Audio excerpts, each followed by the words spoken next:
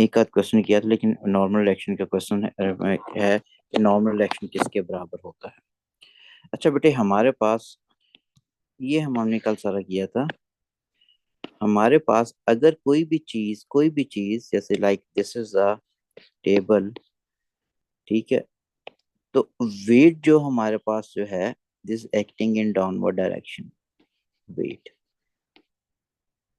अब वेट जो चीज एक्सर्ट कर रही है वो तो अर्थ की सरफेस है ना, अर्थ है बेसिकली जो एक्सर्ट कर रही है इसके ऊपर, ठीक है। लेकिन ये नीचे नहीं गिर रहा है, इसका मतलब इस पे रिजल्टेंट फोर्स नहीं लग रही है, इस पे रिजल्टेंट फोर्स नहीं लग रही है। तो यहाँ पे दूसरी जो फोर्स लग रही है हमारे पास, this is the normal contact force है जो आर है। आर हम ले रहे होते हैं किसके बराबर, वेट के बराबर लेते हैं, ठीक है। अच्छा, अब क्या क्यों ले रहे होते हैं, हम ये कहते हैं ऑल्दो वेट इसका डाउनवर्ड एक्ट हो रहा है, वेट अर्थ अप्लाई कर रही है, लेकिन हम कहते हैं अगर हमें न्यूटन का थर्ड लॉ अप्लाई करना हो, मैं तो ये कहूंगा मैं डेफिनेटली इसका जो ये जो फोर्स टेबल पे लगा रहा है, this is in downward direction, तो टेबल भी सेम मैग्नीट्यूड ऑफ फोर्स लगाएगी in upward direction to counter balance that force, to keep it in state of rest. जो फोर्स डाउनवर्ड लग रही होती है, जो टेबल लगाता है, this is equal to weight of this block. तो नॉर्मल कॉन्टैक्ट फोर्स पे हम कहते हैं वेट के बराबर है, नेगेटिव साइन मैंने इसलिए लिखा है क्योंकि ऑपोजिट डायरेक्शन में है। अच्छा, अब यहाँ पे हम देखते हैं सर्कुलर मैयर्स के अंदर जो कल हम पढ़ रहे थे, एफ सी प्लस वेट था यहाँ पे। और कल मैंने कहीं बेटे वर्ड ये यूज किया था कि ग्रेविटेशनल फोर्स जो है ये नॉर्मल कांटेक्ट फोर्स के बराबर होती है। ये मैंने थोड़ा गलत बोल गया था मैं, ये इस तरह नहीं है, इस तरह बेटे नहीं है, ये गलत बोल गया हूं मैं। इसको मैं हाईलाइट भी कर रहा हूँ, ये चीज ये गलत है। क्यों गलत है, क्योंकि हमारे पास नॉर्मल कांटेक्ट फोर्स जो होती है, अब ग्रेविटेशनल फोर्स मेन फोर्स है उस वक्त होती है अगर वो रेस्ट पे होता है, जिस तरह ये ग्रेविटेशनल फोर्स ये वेट के बराबर ही बनती है ना। ग्रेविटेशनल फोर्स हर जगह वेट के बराबर लेते हैं जब वो चीज रेस्ट, अब मूव कर रही है। अब यहाँ पे हमारे पास सेंट्रीपिटल फोर्स कोई फंडामेंटल फोर्स नहीं है, ये भी फोर्स हमारे पास जो है डिपेंडेंट है इसके ऊपर, ठीक है। अब यहाँ पे चीज सर्कल में मूव कर रही है, तो नॉर्मल कांटेक्ट फोर्स जो होगी वो उसकी डायरेक्शन ये वाली होगी, आर की वैल्यू, ठीक है। अब आर जो है ये वाली वैल्यू होगी, लेकिन चीज तो सर्कल साथ मूव करती जा रही है, इसमें चीज पे सेंटीमीटर फोर्स तो लग रही है ये, ठीक है। तो जो जितना को वेट इस डायरेक्शन में लग रहा होगा उसी उतनी ही नॉर्मल कांटेक्ट फोर्स लगेगी ऑपोजिट डायरेक्शन में, जिस तरह इस केस में हम करते हैं।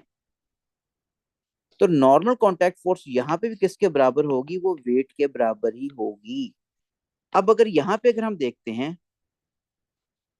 ये ग्रेविटेशनल फोर्स जो लग रही थी टुवर्ड सेंटर, उसी का एक कंपोनेंट सेंट्रीपिटल फोर्स प्रोवाइड कर रहा है, और उसी फोर्स का एक पार्ट वेट भी प्रोवाइड कर रहा है। तो यहाँ पे पूछूं मैं नॉर्मल कांटेक्ट फोर्स जो हमारे पास कितनी होगी, नॉर्मल डायरेक्शन फोर्स आर, ये भी ये हमारे पास किसके बराबर होगी, वेट के बराबर ही होगी। अगर यहाँ पे पूछो नॉर्मल कांटेक्ट फोर्स क्या, यहाँ पे वेट के बराबर है, तो normal contact force is always equal to weight of object, ठीक है। Always equal to either the object is in state of rest like the example which I quoted for this table, और object is in state of motion as earth revolves, ठीक है। तो normal contact force को हमेशा आपने wait के बराबर ही लेना है everywhere. I think I made it clear to you now. Normal contact force is always equal to weight of object, ठीक है। क्योंकि वेट भी लग रहा है इसी फोर्स से निकल रहा है, सेंटीमीटर फोर्स भी इसकी लग रही है, ठीक है। Okay, question is the earth may be considered to be a uniform sphere of radius this one with its mass this one concentrated at its center, ठीक है। concentrated at its center का मतलब if you extrapolate the field and they must meet at the center, ठीक है ना। the earth spins about its axis with a period of 24 hours, ठीक है। A stone of mass 2.5 kg rests at the earth's surface at equator, यानी वही चीज होगी जो अभी हमने की थी। Calculate using Newton's law of gravitation the gravitational force on the stone, अब gravitational force is found by formula Fg is equal to G capital M, which is the mass of Earth, small m, which is the mass of object, over R square, radius to R. G is 6.67 times 10 to raise per negative 11. Mass of Earth is 5.98 times 10 to raise per 24. Mass of object is given to us, which is 2.50 kg, over capital R radius हमारे पास अर्थ का given है 6.37 times 10 पर 3. बेटे ये kilometre में है, तो it means we need to change this into metre. तो we can write this is 6.37 times 10 to raise power 3. तो ये हो गया. फिर times 10 to raise power 3 kilometre को चेंज इनटू मीटर. इसको आप सॉल्व करोगे तो this is 24.57. We can write this is 24.6. ठीक है. नेक्स्ट पार्ट के अंदर determine the force required to maintain the stone in circular path. अच्छा, force required to maintain circular path में centripetal force आपने निकालनी है. circular path में centripetal force की वजह से, तो ये centripetal force हो गया, फॉर्मूला हो गया m r omega square. m v square r की वेलोसिटी तो गिवन नहीं, m हो गया, r हो गया, ओमेगा को we can interpret in terms of time 2 pi over capital T का होल स्क्वायर. तो this further becomes 4 pi square mr over t square. तो 4 इज एज सच, पाई की वैल्यू 3.14 होगी. मैथ्स की वैल्यू बेटे हमारे पास 2.50 गिवन थी उसके ऊपर. रेडियस क्या 6.37 टाइम्स 10 टू रेज पर 3 को 6 में डायरेक्ट लिख रहा हूँ, 6 ओवर टाइम पीरियड हमारे पास अबाउट इट्स ऑन एक्सिस लिखा होता है. अंडरस्टूड 24 आवर्स होते हैं बेटे, 60 मिनट्स होते हैं, 60 सेकंड होते हैं, स्क्वायर. ठीक है, तो ये आंसर आ गया. सर यहाँ पे एफ सी प्लस वेट वाला फॉर्मूला यूज कर सकते हैं जो आपने ऊपर एक लिखा हुआ है इक्वेटर. बेटा नहीं कर सकते, उसने कहा सिर्फ force required to maintain the stone in circular path. इसका मतलब हमने सेंटीमीटर फोर्स निकालनी, उसने कहा ये सेंटीमीटर फोर्स निकालने के लिए कहा हुआ उसने. Sir F G minus weight कर दें. एफ सी माइनस वेट कर लें, तो वेट की वैल्यू हमारे पास अगर देखते हो, एफ जी की वैल्यू आई 24.6. वेट हमारे पास क्या होगा, दिस इज हमारे पास 2.50. जी की वैल्यू कितनी ले रहे हो, 9.81. 9.81 अगर कंसिडर करते हो, तो बेटे हमारे पास आंसर देखो टोटल कितना आता है. 0.075. 0.07. ठीक है ना, क्योंकि जी की वैल्यू वेरी करती है. हम वेरिएशन के लिए सारा तो कर रहे थे हम लोग, वेरिएशन ये due to rotation of earth. तो यहाँ पे 9.81 में हम प्रूव कर चुके थे कि जी की वैल्यू हमारे पास पे इक्वेटर पे कम है. कम आई है ना, तो आंसर भी देखो उसी लिहाज से हमारे पास बेटे कम ही आया है, हमारे पास कम ही आया है. तो जी की वैल्यू 9.81. 9.81 तो एवरेज वैल्यू ले रहे हैं हम. ठीक है, एवरेज अब पोल्स पे जो इक्वेटर पे हर लिहाज से जो एवरेज आ रही है उसकी वैल्यू है. ठीक है, तो हम इस तरह नहीं कर सकते. सोर्स इक्वेशन तो पता लगती, जब उसने कह दिया कि आपने ये चीज निकालनी, तो बेस फार्मूला आपने हमेशा यूज करना है. जैसे हम किसी भी चीज को डिफाइन करना हो तो बेस फार्मूला लेते हैं. हम फोर्स को इस तरह डिफाइन तो नहीं करते कि force is a product of mass and acceleration. Force को हम डिफाइन करते हैं rate of change of momentum. तो हर चीज की बेस रिलेशनशिप यूज करते हैं उस चीज को निकालने के लिए. ठीक है, इसलिए ये नहीं होगा. नेक्स्ट पार्ट के अंदर द स्टोन, क्योंकि ये इंडिविजुअल उसने फोर्स निकलवाई हुई है आपसे पहले ना, हमेशा क्वेश्चन जब ये भी इंडिविजुअल फोर्स. नेक्स्ट पार्ट में कुछ ऐसी चीज पूछेगा जिसमें relate. The stone is now hung from the newton meter. Newton meter के वेट रिकॉर्ड कर रहा होता है. Using your answer in one to determine the reading on the meter, give your answer to 3SF. इसका मतलब यहाँ पे weight निकालना है. Newton meter record weight which is equal to normal direction के इक्विवेलेंट जो होता है. ठीक है, तो अब यहाँ पे हम लिख सकते हैं at equator.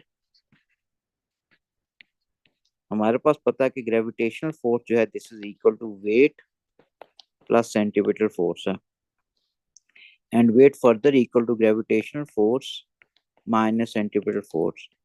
Value of gravitation we found it, this is 24.6 है,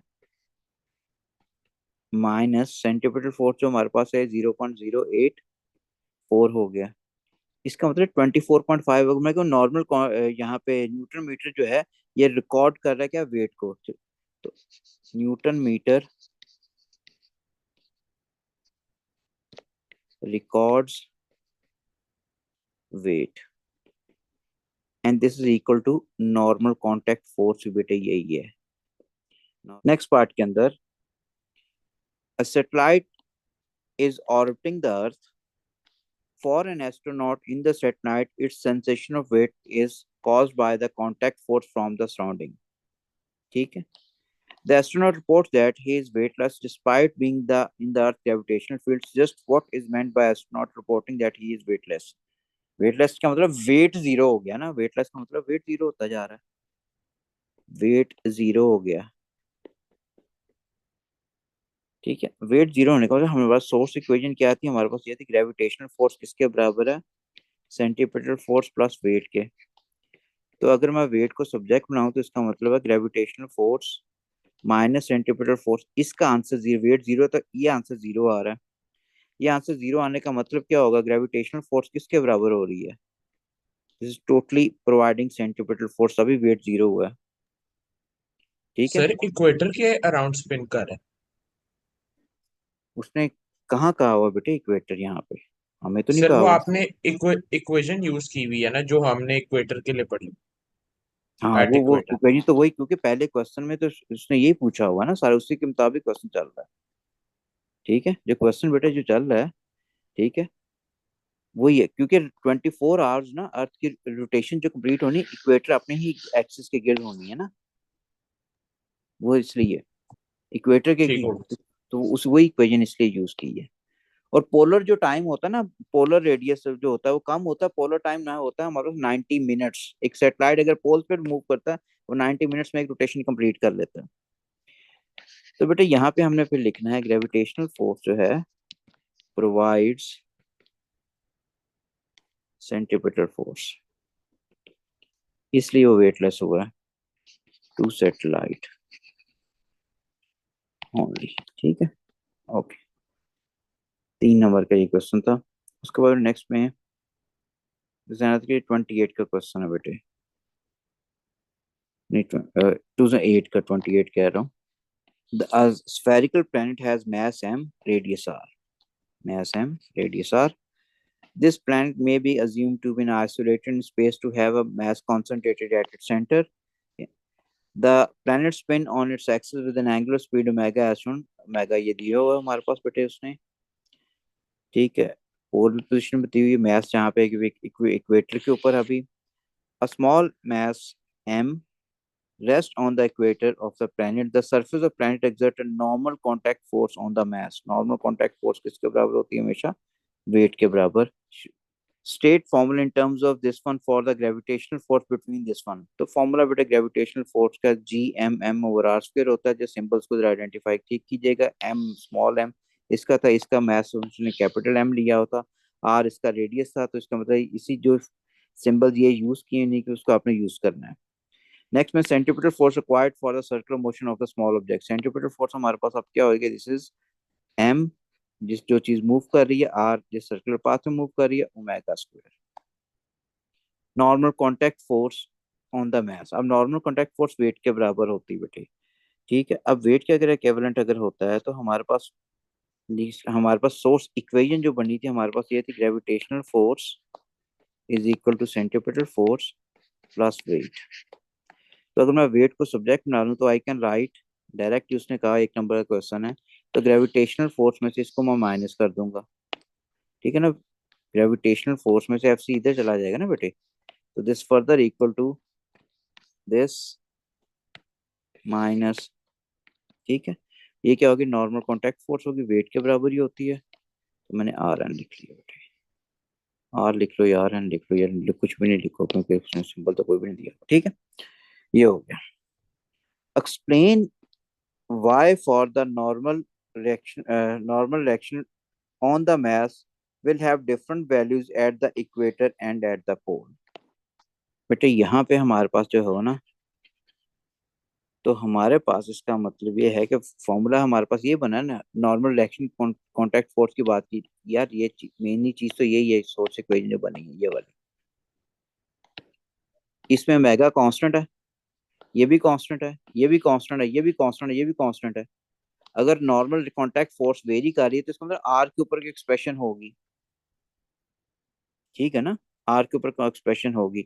अब आर, ये जो हमारे पास आर होता है ये तो रेडियस आ रहा है उसका, इसकी वैल्यू तो टोटली कांस्टेंट की कांस्टेंट ही रहनी है। ये हमारे पास ग्रेविटेशनल फोर्स कांस्टेंट है, क्योंकि अर्थ का रेडियस भी कांस्टेंट, हर चीज कांस्टेंट, माइनस मास जो है ऑब्जेक्ट वो भी कांस्टेंट है, आर आ गया। ओमेगा स्क्वायर ये भी क्या कांस्टेंट है, कांस्टेंट स्क्वायर लिख लो। इसका मतलब हम आर पे डिपेंडेंट हैं।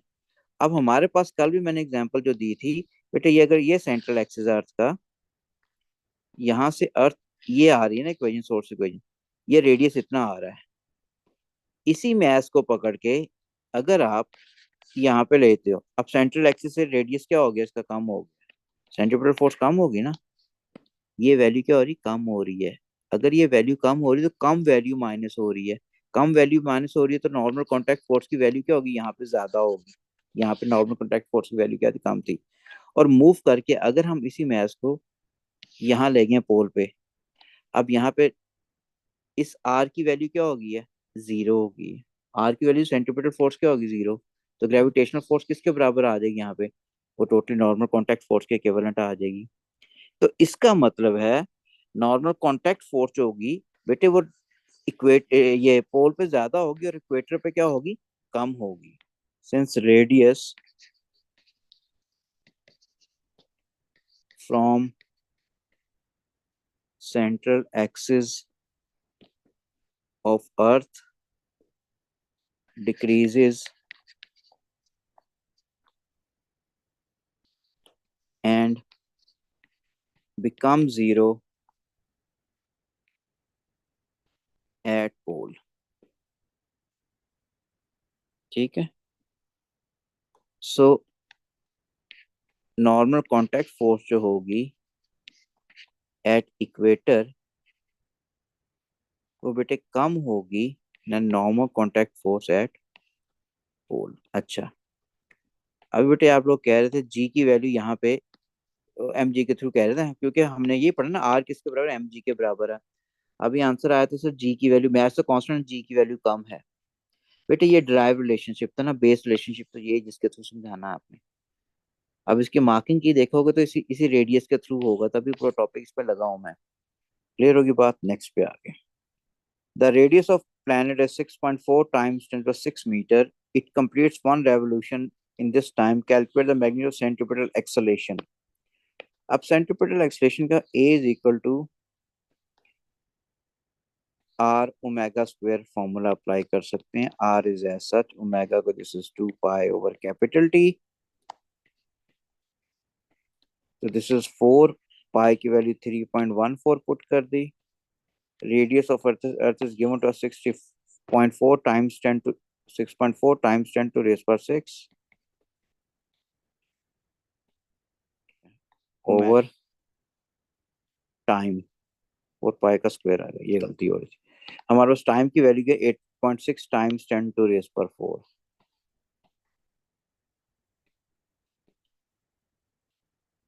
इसका स्क्वायर 0.030341। नेक्स्ट पार्ट के अंदर पोल पे क्या होगी, पोल पे हमारे पास क्या होगी, आर मेगा स्क्वायर ही लगना है ना। पोल पे ये वैल्यू तो जीरो है, ओमेगा की वैल्यू जीरो है, तो आर की पोल पे क्या होगी, जीरो होगी। फजूल में ये जगह सारी जाया की हुई, जाया क्या उसने छोड़ी हुई है एग्जामिनर ने। एक नंबर क्वेश्चन है, पोल पे रेडियस जीरो होता है from the central axis of अर्थ, इसलिए वहां पे वैल्यू क्या होगी, इसकी जीरो ही होगी।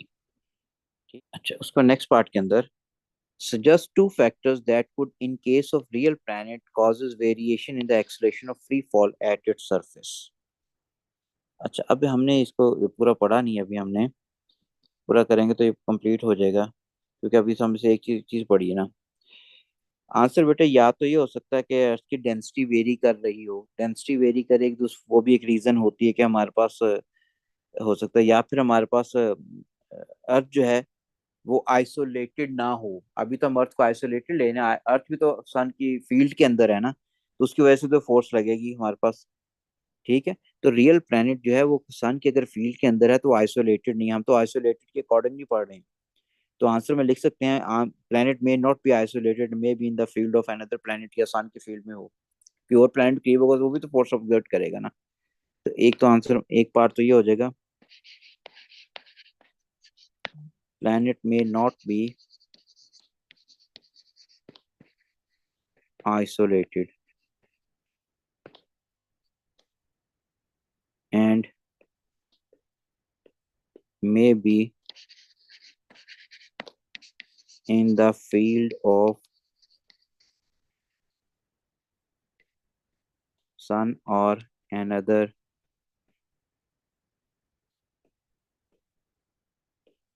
planet। ठीक है।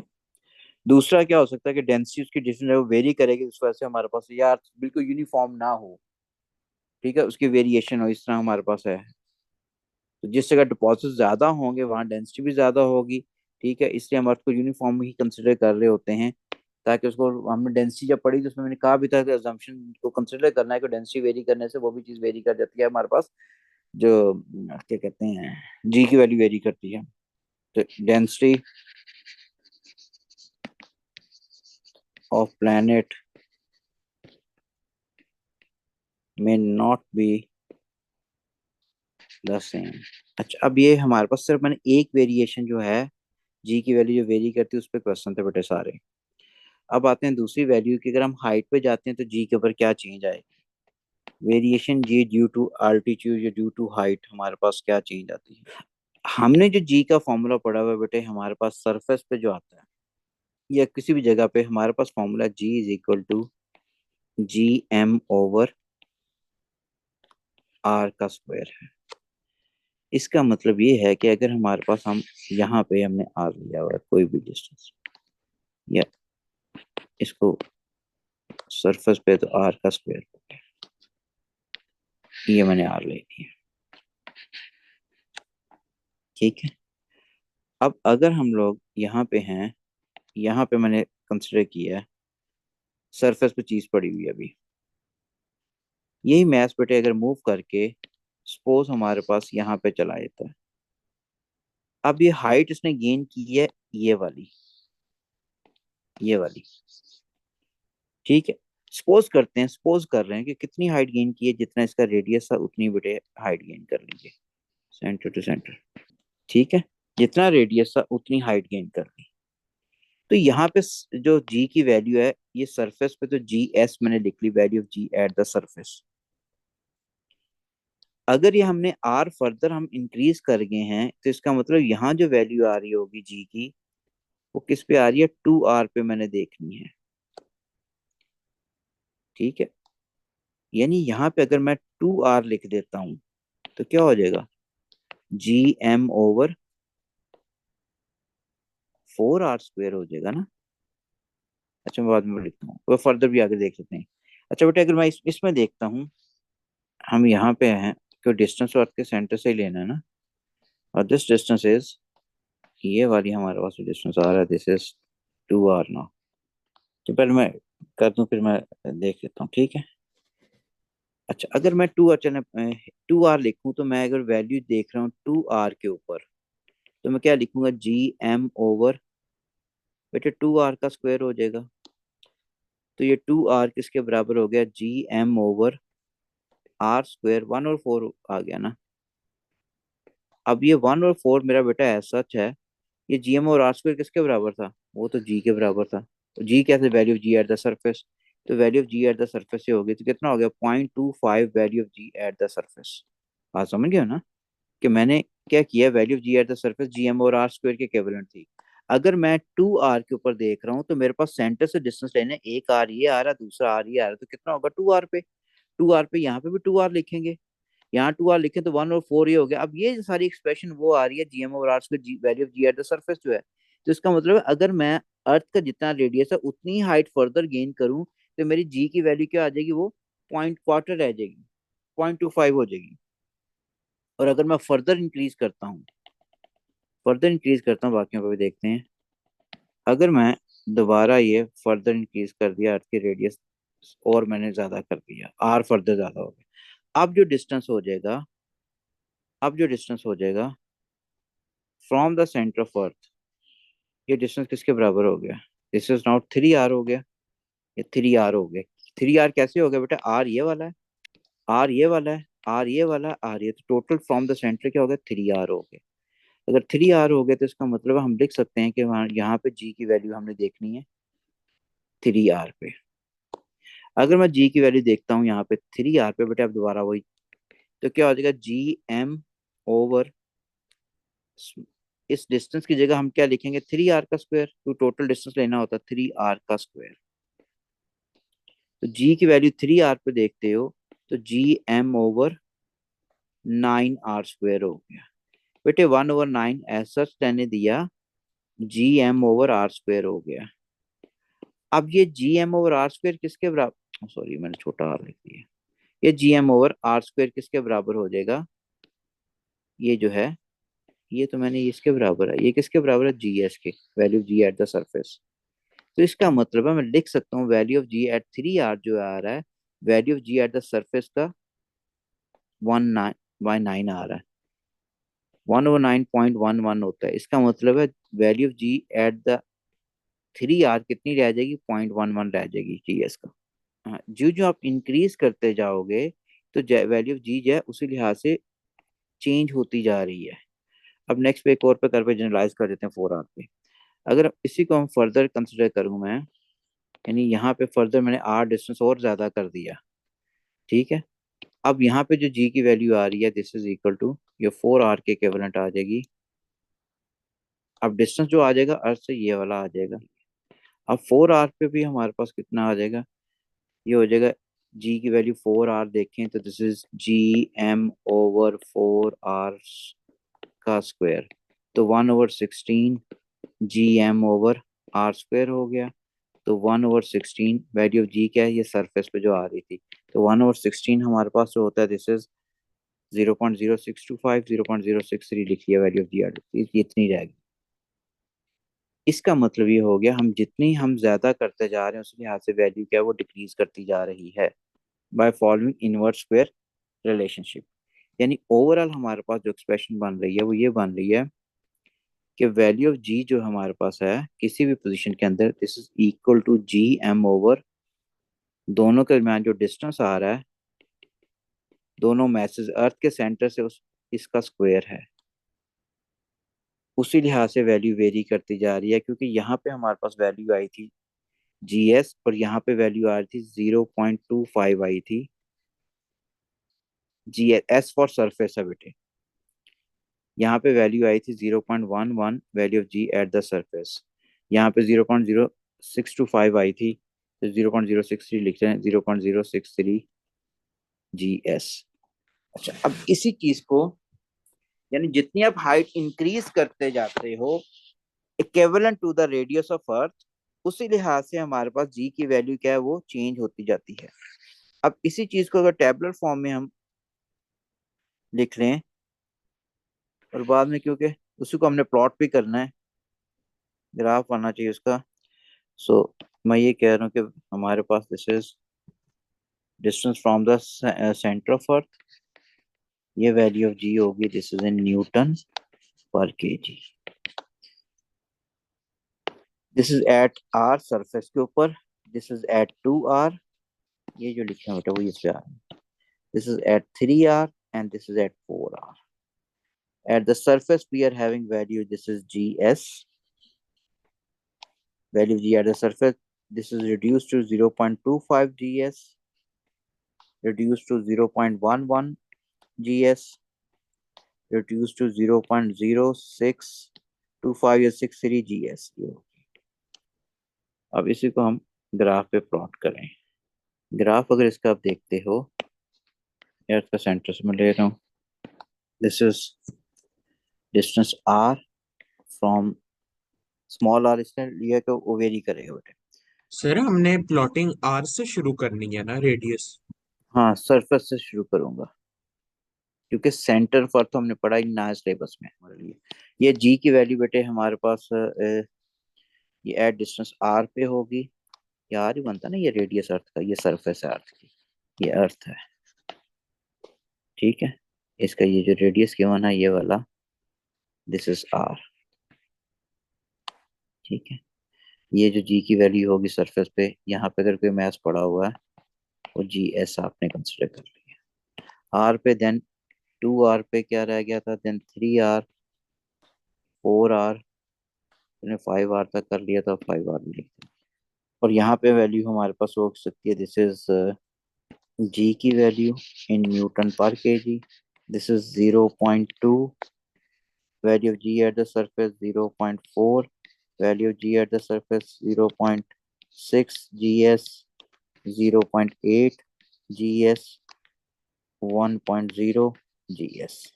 ओके, अब बेटे प्लॉटिंग में ये थोड़ा सा देखिएगा, सरफेस पे क्या थी, जीएस थी।